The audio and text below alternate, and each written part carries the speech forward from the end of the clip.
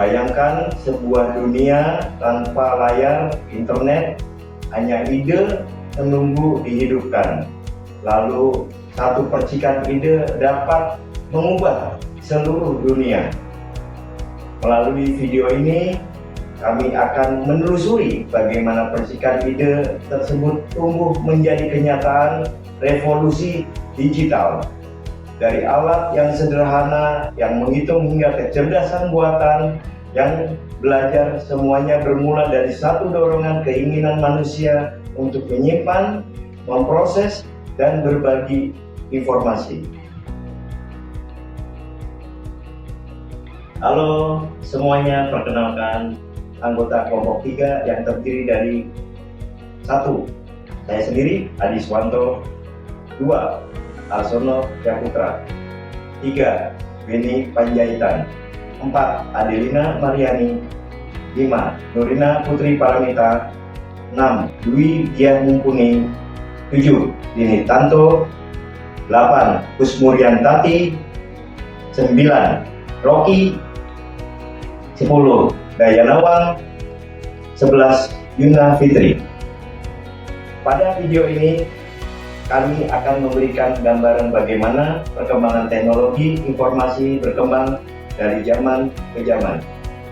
Sejak awal peradaban, manusia selalu mencari cara untuk menyampaikan informasi. Dari goresan di dinding gua, tanda-tanda simbolik, hingga surat di atas papirus. Semua adalah cikal bakal komunikasi digital yang kita kenal sekarang. Perjalanan dimulai karena munculnya kebutuhan baru, yaitu menulis, menghitung, dan menyampaikan informasi dengan cepat.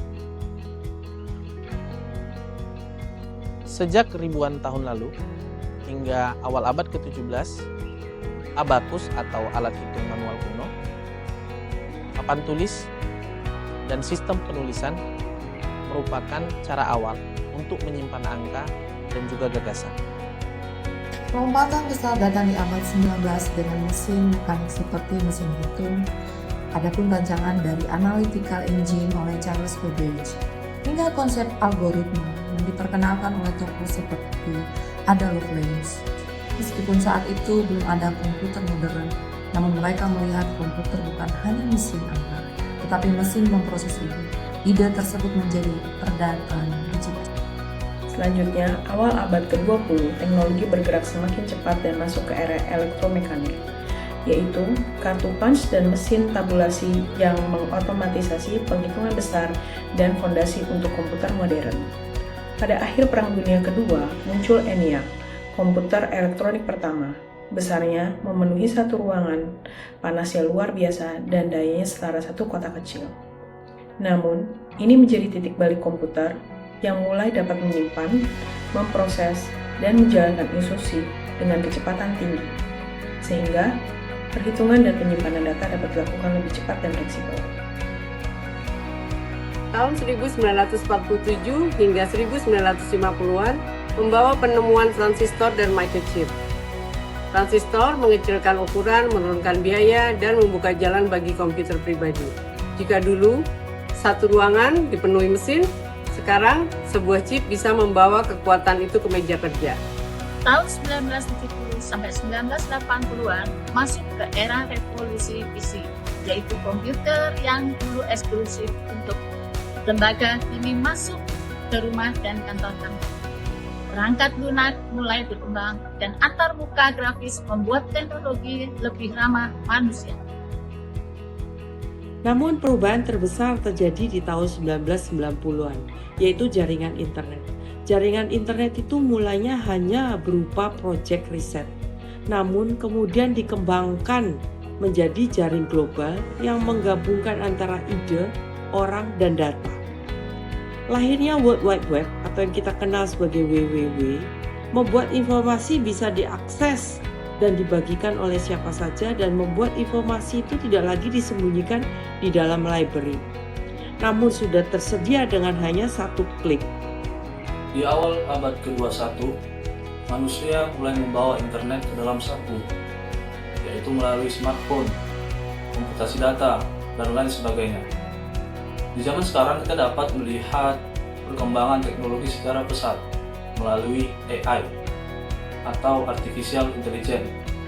Ada juga seperti AR, Augmented Reality, dan ada juga seperti VR, Virtual Reality. Ini membuat kita seakan-akan berada di dunia lain. Informasi tidak hanya dapat disimpan dan dipindahkan, tapi informasi juga dapat dianalisis, diprediksi, dan mengambil sebuah keputusan.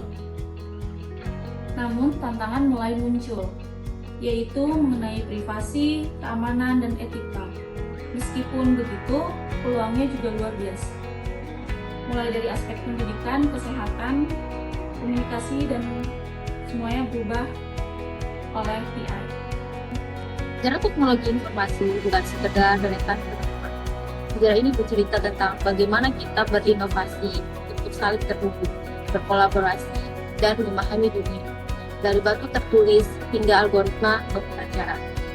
Kita menyaksikan evolusi alat yang berbesar kapasitas manusia. Sekian penjelasan dari kami, semoga bisa memberikan manfaat bagi teman-teman sekalian. Kami mengucapkan terima kasih untuk Ibu Dr. Gameria Sinaga, MPD, atas bimbingannya sehingga kami dapat menyelesaikan video ini dengan baik.